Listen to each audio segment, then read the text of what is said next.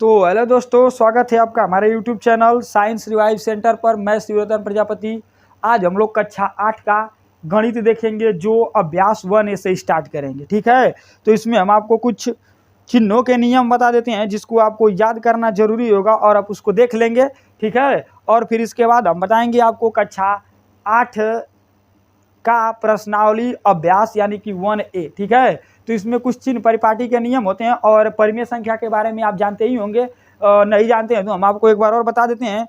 ठीक है, तो परिमेय संख्या वह संख्याएं जिन्हें p बटा क्यू के रूप में व्यक्त करते हैं और q नॉट इजिकल टू 0 होता है, उसे ही परिमेय संख्या कहते हैं। अब ये परिमेय संख्या है भाई साहब, देखिए आपको सवाल इसी के रूप में मिलेगा, यानी कह रहा है कि परिमेय संख्या जो होगा वो p बटा क्यू के रूप में व्यक्त करेंगे और यहाँ पर q नॉट इजिकल टू क्या होना चाहिए, 0 होना चाहिए। यानी कहने का मतलब है कि देखिए इसको हम अंश बटा हर के रूप में लिखेंगे। कैसे लिखेंगे? अंश बटा हर के रूप में।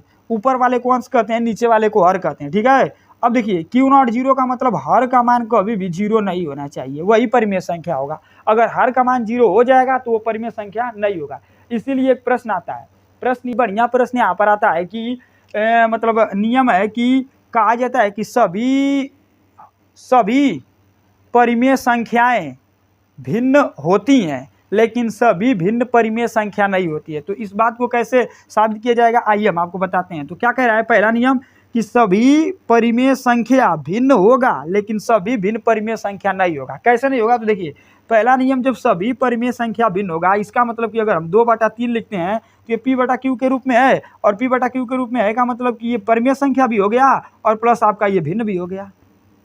ठीक, तो इसका मतलब यही होगा नियम कि सभी परिमेय संख्याएं जो होंगी वो भिन्न होंगी लेकिन सभी भिन्न परिमेय संख्या नहीं होती है। तो क्यों नहीं होती है, चलिए दिखाते हैं आपको। जैसे मान लीजिए अगर हम 3/0 लिखते हैं तो 3/0 जो हो गया ये भिन्न है, ये भिन्न आपका है। ठीक है, लेकिन यह परिमेय संख्या नहीं होगा, परिमेय संख्या नहीं है। क्यों नहीं है भाई साहब?